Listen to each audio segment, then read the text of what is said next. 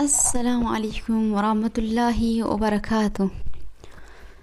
عشما أركفوني جرتو مدك أشتي أكم جرتان فياكي السني الحمد لله رب العالمين. هرس فيديو براتي ولتي ديبيني جرا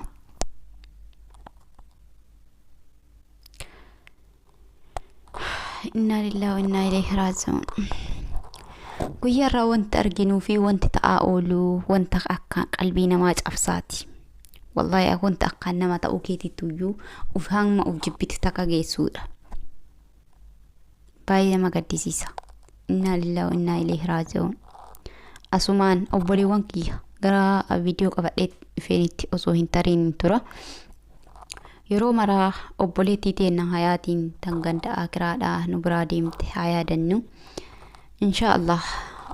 أولي تينا ربين جافي جينتا إسي فاهرو تيسوسي ولا نبيوتا ربين نفاتاتي سوفي جافي جينتا تنقبنا ملي أو إنجرساني ربين إسي فاهرو أحلى أهلي إسي هندمافو مرافو يو صبر ججبين ربين إسي فاكن إساني فاكنو هادس ربين سبت إيماناتين غرا إسي هاهد انجتشو هندقتنا. إنا لله وإنا إليه راجعون.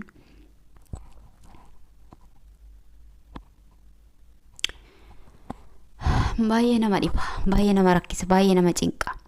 Waan isin ajaa'ibu mucaan kuni guyyoota muraasaan dura suuraa isaa postatamee mucaan akkanatti tumamu kuni barbaadamaa ture. Suuraan isaa postatamee barbaadamaa ture. Mucaa kana nu barbaadaadha. Suudi Arabiyaa keessatti hin dhabne nu barbaadaadha.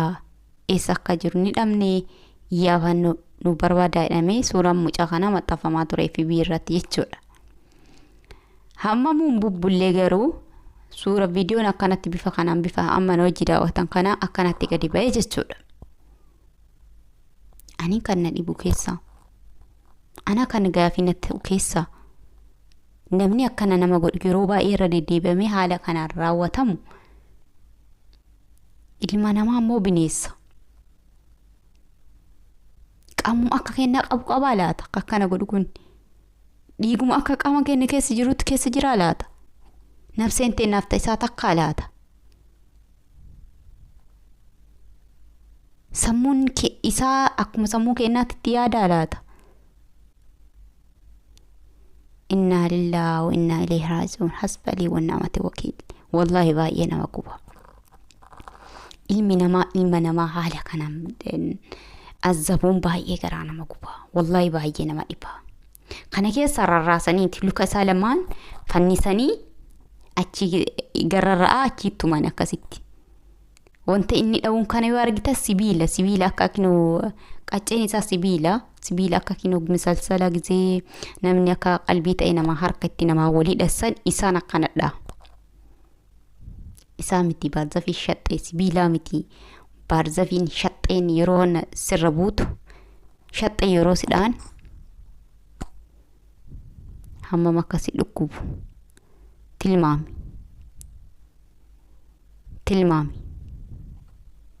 baay'ee nama dhiba. Baay'een itti gadda. baay'ee nama gaddisiisa ilmi namaa duniyaadhaaf jecha gaafa obboleessa ofii akkana godhu baay'ee nama gaddisiisa. Baazawii tokko lamaa miti. Wallahi tokko lamaa miti. Kan akkana godhamu tokko lamaa miti. Dhiyootanas ijoollee dargaggeeyyii ijoollee sadii cafaqanii dudda kana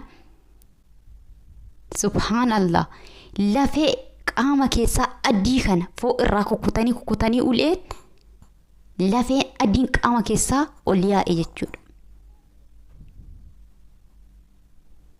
Maal jennaarre waan jennuun qabna namni nama abaaru inni abaaramaa dhedhan hojii isaa haa argatu yennaka maal jenna wallahi yaa jiran gamana yoo laallu hafuuran nu citaa gamanas yoo laallu hafuuran nu citaa gama boqotan duuba bakkiitti boqota eessa laata yaa rabbi gubbaarran nu azabdee gaafa fuunduree qabrii hoo maaltu nu eeggata.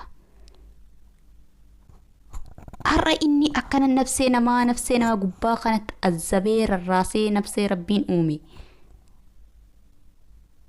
rarraasee mucaan kun rarra'ee jira lutti isaa lamaan saqqalamee jira gubbatti jechuudha. Akkasittuu gattumaa jira akkasumattuu saqqalee gubbaa gattumaa jira waan isin ajaa'ibu keessa. Nafsee ilma namaa akkanatti dararu gaafa fuula rabbii deemee hin dararamaan jirti laaxafoo. Gaafa fuula rabbii deeme nafsee ofii kalaqe tana irratti na gaafa tahan wanni itti yaada laata isa cinqitii laata. Wallahi rabbi nuuf haa laaffisu. Wallahi rabbi nuuf haa qajeelu. Bara irraa booda bara irraa aakiraa jirra. Bara irraa aakiraa.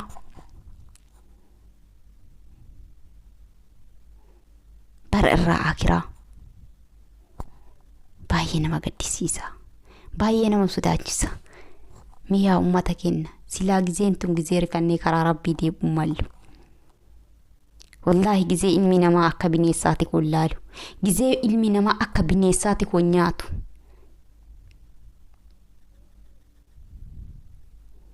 Jirana bar bineessu yoo ulee harkatti qabaatte bineessi barii yeroo ati wannuma dibbe taanikaa waan iyyuu yoo ati harkaa qabaatte yeroo sittas deemee jedhe taanikaa isa yeroo dhufte sirraa dheessa. Sirraa dheessaa bar bineessa laa. Bineessa caalee garuu ilma namaati. Bineessa caalee ilma namaati wallahi. Bineessa caalee ilma namaati. Bar bineessi waan iyyuu harkaa qabaatte sirraa dheessa sagalee hin danda'u bineessi baasawee. Dibbee wayii harkaa qabaatte taanikaa duwwaa wayii yoo itti dhoofte hin danda'u waca wanta bilqeessi baqata. Si kuttuquu hin danda'u si tuquu miti hin dhaabatu saffaasan. Ilma namaa hoo. Ilma namaa dhiira akka ofii viidiyoo dubartii takkaallee asirra miidiyaa irra deemaa argitan ta'uu hin danda'a yoo barbaadda viidiyoo irratti hojjedha. Birriif jedhee dubartii haadha isaa taatu akka inni ittirra dhaabatee itti tumu kaan. Birriif jecha Suudi Arabiyaa keessatti viidiyoo sun hin gadda gabbaye. Tarii namoonni baay'ee arguu dandeessan. Birriif jecha irra dhaabbatee akka inni itti tumu ilmi dhiiraa. Innaa lillahi wa innaa ilayhi raaji'uun. Hasbi alayhi wa ni'mati wakiil. Wallahi wanni jennu qabnu tanuma bichaadha. Rabbii hojii keessiif haa kennu. Akkuma dalagaa keetiiti. Anaafates akkuma dalagaa teennaatiin arganna. Wallahi akkuma dalagaa teennaatiin arganna. Baay'ee nama gaddisiisa. Baay'ee nama dhiba. Nama ta'uu keetittuu gizee tokko of si jibbisiisa. Maaliif garuu kun hundi? Maaliif garuu kun hundi?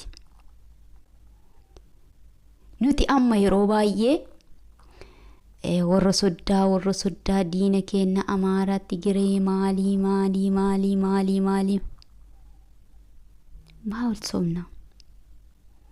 maal somna diinni caale ofii walitti taane nuti diina caale walitti taane bar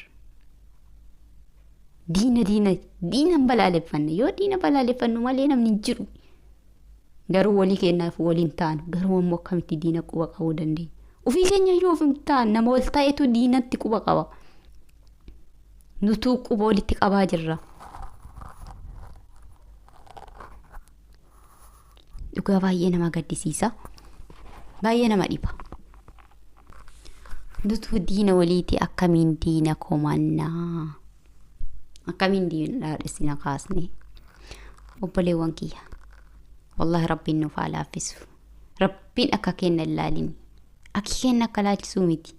Akki kenna baay'ee nama sodaachisa, baay'ee nama sodaachisa. Haalli keessa jirru, barri keessa jirru baay'ee nama sodaachisa. Garuu rabbi nuuf haa jijjiiratu, gahee nunaa jedhu. Walirra qabsaa'u kana rabbiin gahee nunaa jedhu siraa. Gamana walaaltu waan si gammachiisu argitu, gamana walaaltu waan si gammachiisu argitu. Inna lillahi wa inna ilaihi raaji'uun. Ilmi namaa haakira kana asabamuun viidiyoon kun maatiin isaa suuraa isaa poostii godhee barbaadaa ture. Har'a garuu viidiyoo kana arguu akkam ta'a maatiin isaa. Rarraafamee ilmi isaa gaafa akkanatti sibiilaan tumamu akiida mallaqa irraa barbaada. Maaliif viidiyoo waraabee erge? Mallaqa.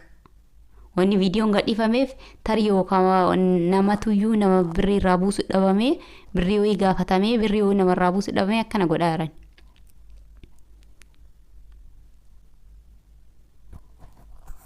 Meeti qofaa yaadannu. Wallahi baay'ee nama gaddisiisa. Rabbi nuuf haa jijjiiratu. Rabbi sammuu akka horiitti itti yaadu kana namatti sammuu namaatiin nuuf haa deebisu. Sammuun ilmi namaa sammuu ilma namaatti osoo hin taane sammuu baqaraa itti arabdoon. Sammuu horii akka horii yaadu, sammuu horiitti yaadu kana du'aa itti nuuf kadha akka sammuu namaatiin rabbiin nuuf deebisu, akka nuuf itti jijjiiramu. Wallahi baay'ee nama gaddisiisa. Waa jechuun illee nama dhiba. Obboleewwan kiyya rabbiin nuuf haa laaffisu. Rabbiin bara kana nuuf haa jijjiiratu. Dhaloota bubbee wallahi rabbiin nuuf haa jijjiiratu. Rabbiin akka kenna nu ilaalini, akka kenna. Wallahi rabbiin musiibaa hedduu akka kennaaf rabbiin nu dandamee nu baatee nuuf deemaa jira. Akka kenna akka laalchisuu miti. Nuti ilmi namaa bineensa oli caallee jirra. Bineensi irra wayyaa ta'e. Bineensi irra wayyaa ta'e. Bineensi irra wayyaa ta'e. Kanaaf obboleewwan kiyya akkuma jirtaniif bakkuma jirtanii akka amantaa keessaniitiin du'aa waliif kadhachuu waliif kadhadhaadha. Obboleewwan keenya kan mana hidhaa Saudi Arabiyaa keessa jiranis hin dagatinaa. Ijoolleen keenya achi keessa ijoollee baay'ee miidhamaa jira. Ijoollee asirra yuutuubara wajjin dalannu keessa illee ijoollee baay'ee qabamtee jirti. Ijoolleen walumaa galatti lammiin keenya yeroo dheeraadhaaf achi keessa jiranii.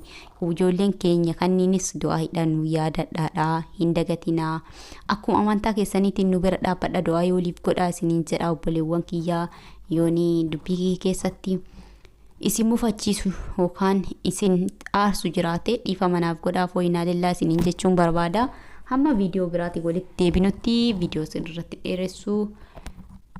Maamiltoonni kiyyaa warroonni na hordofu na jajjabeessuun na faana jirtanii hedduu naaf galatoomaa ulfaadhaadha. Warroonni haaromni gara chaanaala keenyaa dabalatanis like, share, subscribe gochuudhaan nu jajjabeessaa isiniin jenna.